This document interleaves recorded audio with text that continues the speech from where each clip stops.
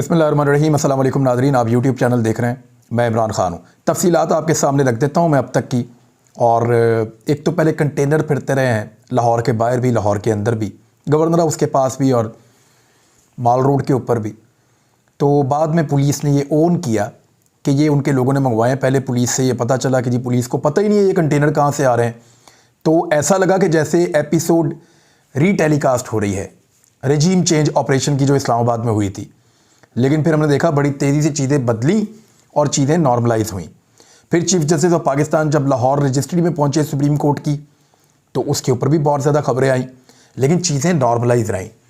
अब इस वक्त जब मैं ये वीडियो रिकॉर्ड कर रहा हूँ तो उस वक्त तक की सूरत हाल ये है कि गवर्नर हाउस के अंदर मुशावरत जारी थी और वहाँ ये फैसला कर लिया गया है कि वज़ीर आला पंजाब परवेज़ इलाही अब नहीं रहे, क्योंकि इजलास बुलाया नहीं गया और उन्होंने गवर्नर के कहने के मुताबिक एतमाद का वोट नहीं लिया। ये बात कह रहे हैं गवर्नर साहब और ये बात कह रहे हैं पीडीएम के लोग, जबकि दूसरी जानिब पाकिस्तान तहरीक इंसाफ के लोगों का अलग मौक़िफ़ है और आईनी और कानूनी माहिरीन और हाई कोर्ट का फैसला भी उसकी तायीद कर रहा है कि एक इजलास जो चल रहा हो उसके ऊपर इजलास नहीं बुलाया जा सकता। ये एक खबर है बड़ी इंटरेस्टिंग और ये ज़राए से आई है। खबर ये कह रही है कि तारीख तब्दील होने का इंतज़ार किया जा रहा है। गवर्नर पंजाब ने दस्तखत कर दिए हैं, वज़ीर आला को डी नोटिफाई करने का नोटिफिकेशन तैयार कर लिया गया है। यानी बकौल पीएमएलएन के या पीडीएम की जमातों के कि वज़ीर आला पंजाब ने एतमाद का वोट नहीं लिया हमारे कहने के ऊपर, लिहाजा वो डी नोटिफाई हो चुके हैं और इसका नोटिफिकेशन तैयार कर लिया गया है। गवर्नर ने उसके ऊपर दस्तखत कर लिए हैं। तारीख तब्दील होने का इंतज़ार किया जा रहा है और 12 बजते ही नोटिफिकेशन जारी कर दिया जाएगा। तारीख तब्दील होने के इंतज़ार की वजह वज़ीर आला और स्पीकर के लिए आईनी रास्ते बंद करना है, ताकि तारीख तब्दील हो गई तो स्पीकर के पास कोई जवाब नहीं रहेगा कि इजलास क्यों नहीं हुआ।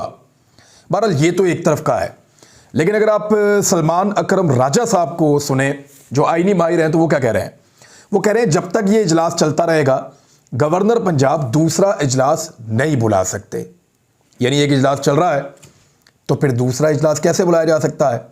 सलमान अकरम राजा का कहना है कि अगर सूबाई असम्बली का इजलास ना हो रहा हो तो गवर्नर आइन के आर्टिकल 130 की शिक 7 के तहत एतमाद के वोट के लिए नया इजलास तलब कर सकता है। गवर्नर ने जो लेटर भेजा था उसके अंदर यही हवाला था, आइन का आर्टिकल 130 और उसकी शिक 7, उसके तहत उन्होंने कहा था कि एतमाद का वोट लें नया इजलास बुला के। तो नया इजलास तलब कर सकता है तब जब इजलास ना चल रहा हो, मगर जारी इजलास के दौरान गवर्नर पंजाब नया इजलास तलब नहीं कर सकते। और सलमान अकरम राजा ने कहा कि 18वीं तरमीम के आने से पहले कोई रुकन सूबाई असम्बली भी उठकर कह सकता था वज़ीर आला एतमाद का वोट लें, मगर अब नए रूल्स को देखा जाए तो स्पीकर कस्टोडियन ऑफ हाउस हैं, इजलास बुलाना या ना बुलाना उनका इस्तेहकाक है। सलमान अकरम राजा ने कहा कि मेरे ख्याल में स्पीकर को चाहिए कि वो इस आईनी सूरत हाल पर अपनी रूलिंग दे। रूलिंग तो उन्होंने दे दी। अगर वो ये रूलिंग देते हैं कि इसी सेशन में ये कार्रवाई चलाई जाए तो फिर इसी सेशन में ये एतमाद का वोट लिया जाएगा। अगर वो कहते हैं कि नया सेशन बुलाया जाए तो जब तक ये सेशन ख़त्म नहीं होता नया इजलास नहीं बुलाया जा सकेगा। यानी वो कहते हैं जी नया सेशन बुलाया जाए, उसके अंदर ये एतमाद का वोट लिया जाए। अगर स्पीकर इस पर रूलिंग दे देते हैं तो जब तक ये इजलास ख़त्म नहीं होगा तब तक तो नया सेशन शुरू नहीं होगा, और नया सेशन जब तक शुरू नहीं होगा तो फिर एतमाद का वोट नहीं हो सकेगा। टेक्निकल रीज़न क्या है ज़रा इसको समझें। सलमान अकरम राजा कह रहे हैं कि जब असेंबली का इजलास चल रहा है, बेशक वो एडजर्न है, रुका हुआ है, लेकिन इजलास अभी तक चल रहा है, तो जब तक इजलास चल रहा है तब तक गवर्नर नया इजलास बुला ही नहीं सकते। उन्हें पहले इस इजलास के ख़त्म होने का इंतज़ार करना चाहिए। इसी इजलास के दौरान भी एतमाद का वोट लिया जा सकता है, लेकिन उसका आईनी तरीका वो बता रहे हैं, और उसके लिए कोई भी 20% हमायत रखने वाले अरकान पार्लियामेंट सेक्रेटरी के पास दरखास्त जमा करा सकते हैं। यानी 20% जो टोटल स्ट्रेंथ है उसका 20% ये लगभग बन जाता है, कोई 80 से कम बंदे बनते हैं, 70-75 बंदे बनते हैं।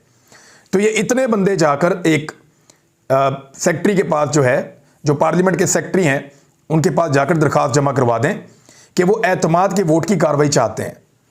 और फिर जो है वो इनका कहना था कि अगर मौजूदा सेशन के दौरान भी ये कार्रवाई चले तो 10 दिन के अंदर अंदर वोट ऑफ कॉन्फिडेंस लिया जा सकता है।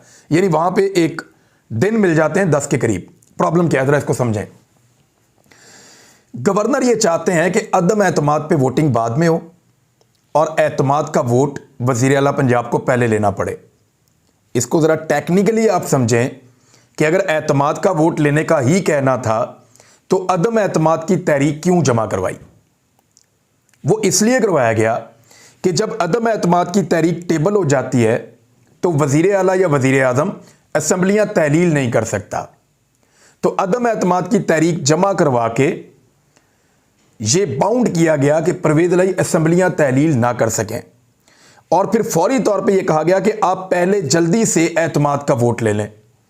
अब एतमाद का वोट लेने के लिए इनके पास टोटल जो बंदे हैं वही 188 हैं मिलाकर दोनों जमातों के। अगर 3 या 4 बंदे बीमार हो जाएं, या 3 या 4 बंदे बीच में से गायब कर दिए जाएं, या 4 या 5 बंदे बीच में से इधर उधर कर दिए जाएं, या मंडी लगाकर बंदे खरीद लिए जाएं, तो फिर ये वोट पूरे नहीं होंगे। और वोट पूरे नहीं होंगे तो परवेज़ इलाही वज़ीर आला पंजाब नहीं रहेंगे। जब वो वज़ीर आला पंजाब नहीं रहेंगे तो फिर वो असम्बलियाँ तहलील नहीं कर सकेंगे।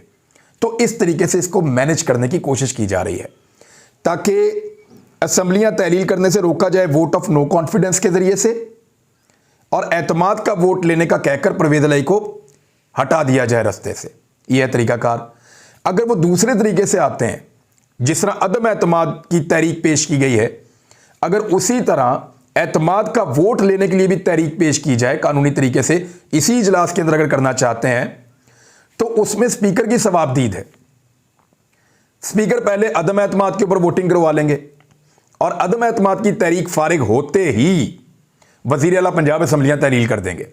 उसकी वजह आप ज़रा समझिए कि जब अदम एतमाद की तहरीक आ जाए तो वज़ीर आला असम्बलियाँ तहलील नहीं कर सकते, लेकिन एतमाद के वोट लेने के लिए अगर कहा जाए तो वज़ीर आला असम्बलियाँ तहलील कर सकते हैं।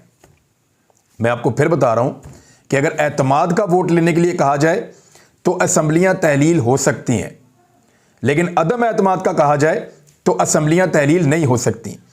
इसीलिए PMLN ये चाहती है कि पहले एतमाद के वोट के ऊपर वोटिंग हो और अदम एतमाद वाला मामला पेंडिंग पड़ा रहे, ताकि असम्बलियाँ तहलील भी ना हो और परवेज़ इलाही फारिग हो जाए। लेकिन अब जो रास्ता स्पीकर ने इस्तेमाल किया है पंजाब असम्बली के सफ्तान खान ने, उसमें तो पहले वो अदम एतमाद के ऊपर वोटिंग करवाएंगे।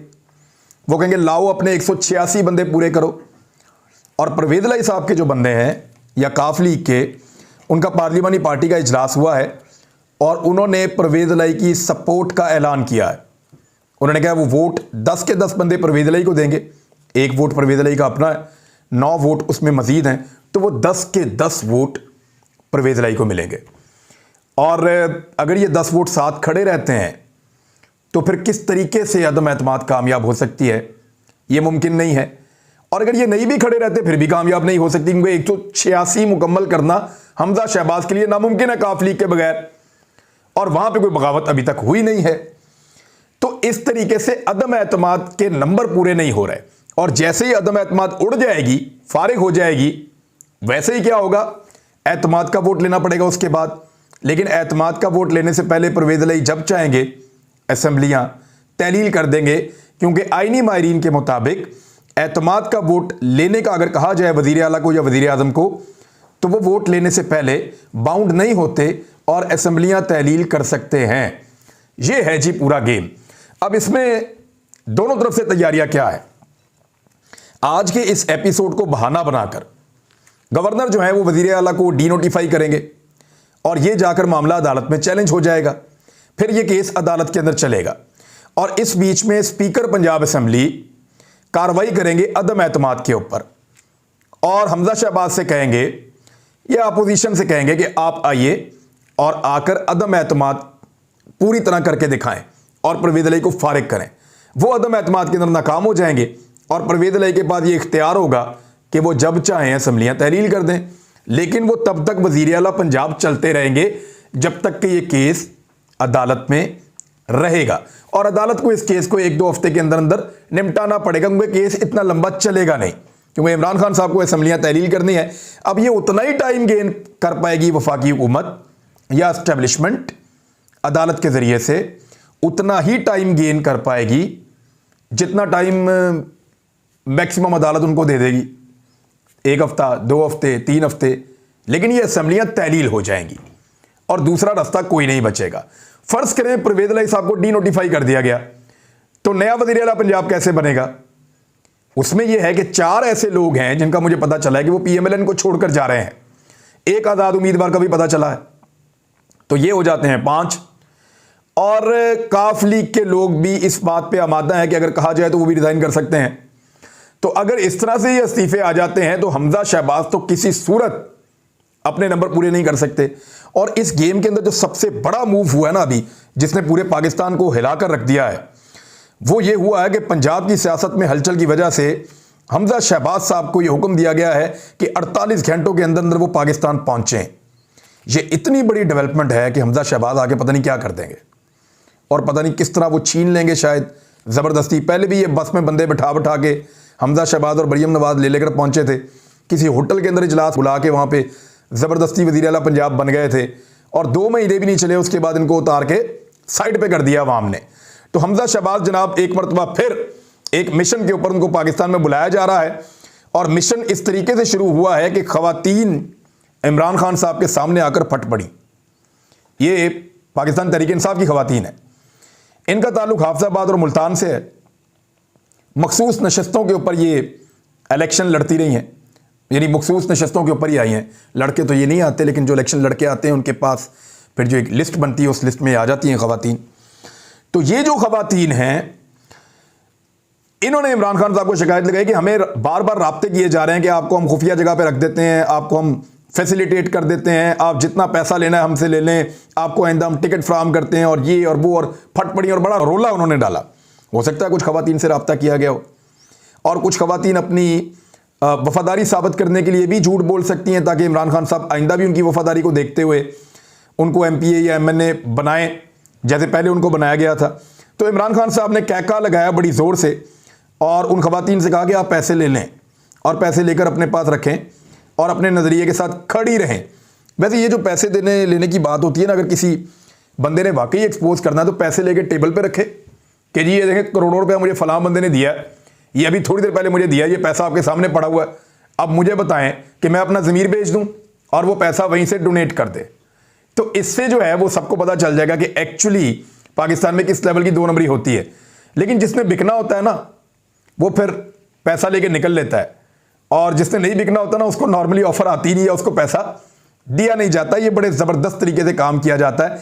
इसके गारंटर्स इतने ताकतवर लोग होते हैं कि वो फिर जीना हराम कर देते हैं।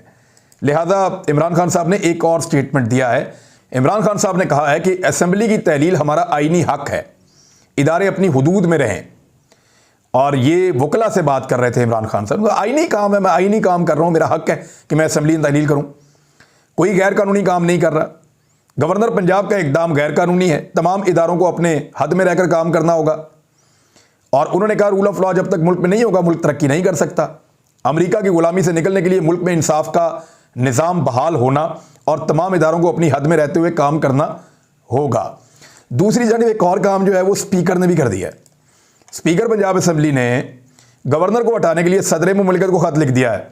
वैसे जो मैंने मुख्तलिफ लोगों से राय ली है, सदर मुमलिकत गवर्नर को हटा नहीं सकते, लेकिन इस पर एक्शन ज़रूर हो सकता है कि गवर्नर जो है वो गैर आइनी और गैर कानूनी काम अगर कर रहा है तो उनके खिलाफ कार्रवाई हो सकती है, उनके खिलाफ एक्शन हो सकता है, लेकिन सदर बराह रास्त उनको हटा नहीं सकते। ये मामला अदालत में भी जा सकता है। लेकिन यहाँ पे उन्होंने आइन के आर्टिकल 101 के सब आर्टिकल 3 के तहत सदर को इख्तियार है कि वो गवर्नर को घर भेज दें। ये राजा बशारत साहब का दावा है, वो ये कह रहे हैं। लेकिन जब बात हुई एतजाज एहसन साहब से तो उन्होंने कहा जी सदर गवर्नर को नहीं हटा सकता, ये उनकी राय है। तो ये दोनों की अपनी अपनी राय है, लेकिन सदर को ये लेटर लिख के एक दबाव स्पीकर पंजाब असेंबली सफ्तान खान ने भी डाल दिया है। सफ्तान खान जो है ना वो इमरान खान साहब की चॉइस है स्पीकर पंजाब असेंबली के लिए, और सफ्तान खान को अभी जो उनके मुखालिफिन हैं वो जानते नहीं हैं ठीक से। ये बहुत टफ आदमी है और ये बड़ी मुश्किल पैदा कर देगा। इस आदमी के घर चलकर गए थे रिजीम चेंज ऑपरेशन वाले, और वो इनको हर तरह की लालच देते रहे। उन्होंने बड़ी कोशिश की, लेकिन सफ्तान खान ने कहा कि मैं सियासत छोड़ के चला जाऊंगा क्योंकि मैं इस वाक़े के बारे में बहुत कुछ जानता हूं। सफ्तान खान ने कहा था कि मैं सियासत छोड़ के घर जाकर बैठ जाऊंगा लेकिन इमरान खान के खिलाफ नहीं जाऊंगा। बल्कि सब्तैन खान को यह बताया गया कि आपको जब गिरफ्तार किया गया था तो आज मौका है कि आप इमरान खान से बदला लें। तो उन्होंने कहा कि इमरान खान मेरा लीडर है, मैं उसको छोड़कर नहीं जा रहा और मुझे उससे कोई बदला नहीं लेना है, और ये आप मुझे गुमराह कर रहे हैं, मैं सियासत छोड़ दूंगा लेकिन इस मुश्किल वक्त में उसका साथ नहीं छोड़ूंगा। ये मुझे याद है अच्छी तरह, ये वाकया हुआ था। तो अब सिचुएशन सारी मैंने आपके सामने रख दी। कभी धमकियां लगाई जा रही हैं कि फौज आ जाएगी पंजाब में, तो फौज तो पाकिस्तान की है, पाकिस्तानियों को क्या धमकी लगाते हैं कि फौज आ जाएगी। और वैसे भी फौज सूबाई हुकूमत बुला सकती है, 18वीं तरमीम के बाद वफाकी हुकूमत या गवर्नर पंजाब में फौज नहीं भिजवा सकते। उधर सदर आरिफ अलवी ने इजलास तलब कर लिया है कल के दिन जुमेरात को कौमी असम्बली का, जहां पे जाके पीटीआई के एमएनएज प्रॉपर जाके इस्तीफे देंगे और फिर वो मंजूर करने पड़ जाएंगे। तो सूरत बहुत तेजी से आगे की तरफ बढ़ रही है। ये जो 10 दिन है ये बड़े अहम 10 दिन है, और इन 10 दिनों के अंदर अंदर क्योंकि अदम एतमाद और एतमाद का वोट ये चीजें आ गई, वरना जुम्मे तक सब क्लियर हो जाना था। लेकिन अब जो ये 10 दिन है ये और अहमियत इख्तियार कर गए हैं, और ये ऊंट किस करवट बैठता है ये इन्हीं दिनों के अंदर फैसला हो जाएगा। और बड़ी डिटाई के साथ गैर आईनी हथकंडे अपनाते हुए, ताकत का इस्तेमाल करते हुए इस मुल्क पे कब्जा करना पड़ेगा अगर कब्जा बरकरार रखना है तो, वरना अगर आईन और कानून के मुताबिक चले तो फिर ये हाथ से निकल गया। अब तक के लिए इतना ही। अपना ख्याल रखिएगा, अपने इस चैनल का भी। अल्लाह हाफिज़।